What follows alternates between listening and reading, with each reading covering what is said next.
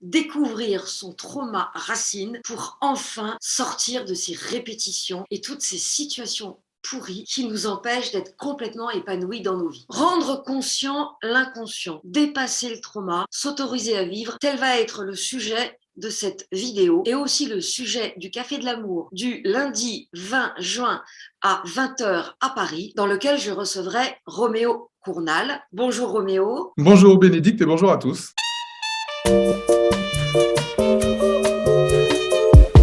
Bonjour à toutes et à tous, je suis Bénédicte Anne, votre Love Coach depuis 2004. J'accompagne les hommes et les femmes qui souhaiteraient être heureux en amour à attirer directement la bonne personne sans passer par la case galère, infidélité et autres horreurs de ce type. Et pour pouvoir rencontrer la bonne personne, encore faut-il être en paix avec soi et notamment avec ses traumas. C'est pourquoi je vous propose de vous en parler dans cette vidéo, mais aussi en live à travers un atelier géant à Paris, lundi 20 juin. J'ai écrit 4 livres autour de l'amour et de la relation dans lesquels évidemment j'aborde la thématique du trauma, de l'abus, de la honte, de la sexualité et de l'amour. J'ai vraiment à cœur de vous aider à avancer dans vos vies et c'est pour ça qu'avec Roméo, nous allons vous donner un avant-goût, un teaser de ce qui va se passer lors de cet atelier café. Pour vous inscrire, il suffit de cliquer sur le lien ci-dessous. Alors Roméo, rendre conscient l'inconscient en 1h30, 2h, c'est un vaste programme. Comment tu vois les choses? Qu'est-ce que tu vas nous préparer? Et surtout, donne-moi ces 2 phrases de Jung et d'Archimède sur lesquelles tu t'appuies pour construire cet atelier. La phrase de Jung dit « Tant que vous ne rendrez pas conscient l'inconscient, il dirigera votre vie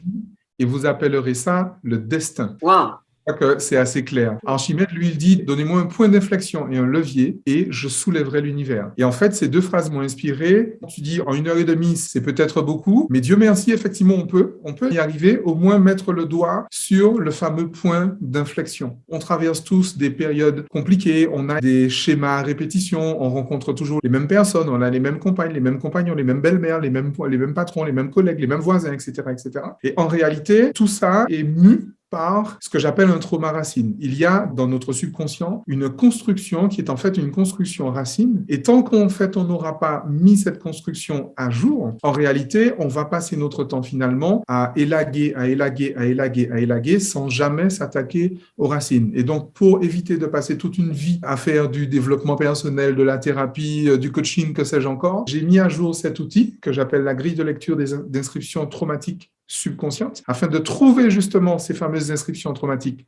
subconscientes, les libérer et enfin pouvoir avancer, faire autre chose de la vie, dans la vie, que se réparer. Alors le trauma racine, de mon expérience, il peut être lié à l'enfance, à une situation vécue. Par exemple, tes parents t'ont toujours dit que tu étais nulle, que ta sœur était plus intelligente que toi et que tu n'arriverais à rien et que tu finirais coiffeuse ou éboueur, comme on disait autrefois. Donc ça, je pense que le trauma racine, c'est revenir du plus loin qu'ils nous en souviennent par rapport à cette espèce de programme. Mais il peut être aussi transgénérationnel, n'est-ce pas? Absolument. Ça va même plus loin que ça, parce qu'en réalité, justement, ce qui fait qu'on passe des années et des années à nettoyer, comme on dit dans le milieu, c'est que précisément, on va chercher ce que le cerveau cherche à reproduire. Et ça, effectivement, on le trouve. On le trouve dans notre éducation, on le trouve dans nos conditionnements socio-éducatifs et culturels, on le trouve bien évidemment par héritage atavique, par héritage génétique. Mais en réalité, ce qu'il est encore plus important de connaître, c'est ce que le cerveau cherche à éviter. Parce qu'en réalité, oui, le cerveau, c'est une machine le subconscient est une machine qui enregistre nos traumas passés, nos inscriptions traumatiques passées, nos schémas passés, nos fonctionnements passés et les reproduit. Mais il a également en mémoire des choses qui sont pour nous absolument mortifères et il cherche à tout prix à nous éviter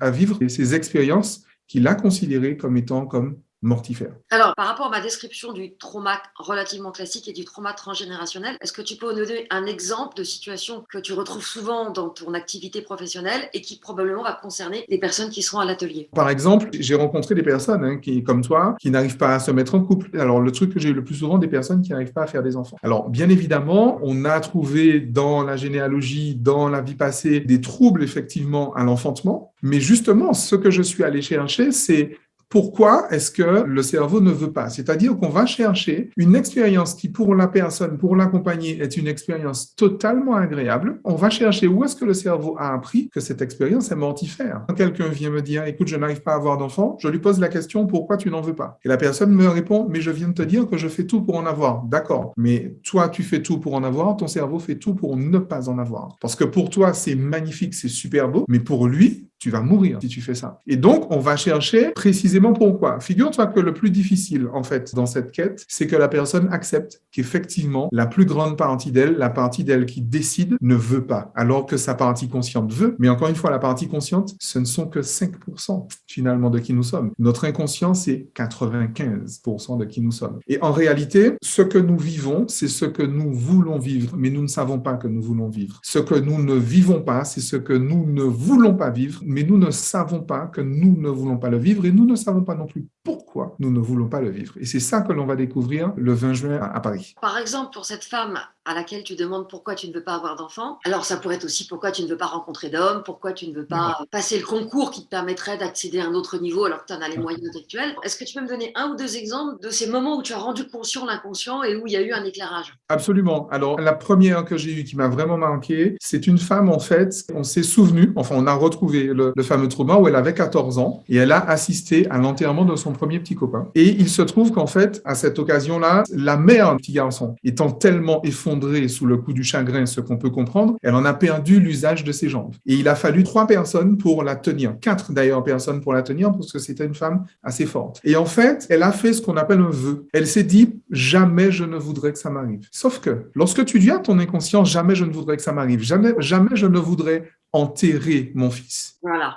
Ton cerveau, en fait, qu'est-ce qu'il fait? Il va faire en sorte que jamais tu n'enterres ton fils. Sauf que pour être sûr, parce que le cerveau est une machine parfaite, pour être certain que jamais tu n'enterreras ton fils, la seule solution, c'est que tu n'en aies pas. Exactement. Bravo, super. Alors, dis-moi un petit peu comment va se passer l'atelier. Tu vas faire travailler tout le monde, tout seul, par deux. Comment ça va se passer? Parce que c'est très concret. Ils vont sortir de cet atelier en connaissant leur trauma racine.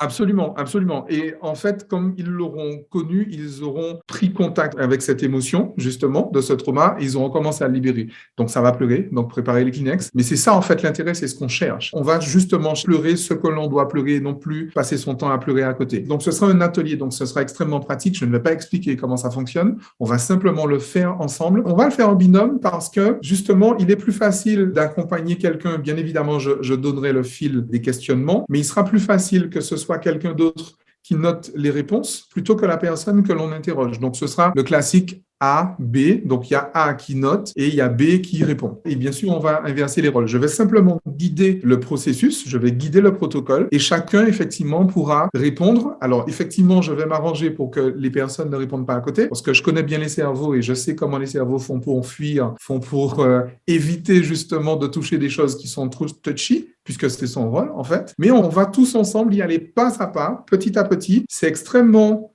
simple, effectivement. C'est rapide en vrai. On va pas y passer 3 heures, ça c'est clair. On n'en a pas besoin. Mais précisément, ça demande une posture qu'en réalité, généralement, on n'a pas. Ok, et après, il y aura un temps d'échange pour répondre aux questions qu'auront suscité peut-être les émotions liées à l'exercice. Absolument, absolument. Super. Ok, et ben écoute, je t'attends lundi 20 juin à Paris au Café du Pont-Neuf dans le premier, métro Louvre ou Pont-Neuf. Profitez-en bien parce que Roméo ne vit pas en France, donc il est rarement à Paris et disponible pour un café. Si vous ne pouvez pas venir parce que vous habitez loin, vous allez bientôt voir d'autres vidéos que j'ai faites avec Roméo parce que je viens de faire une formation avec lui. Donc de toute façon, vous serez quand même nourris. Merci d'avoir écouté cette vidéo jusqu'au bout. Merci de la liker si elle vous a plu, de la partager si vous pensez qu'elle peut intéresser des personnes de votre entourage. Et à bientôt pour une nouvelle vidéo ou un nouvel audio, chaque mardi et chaque vendredi.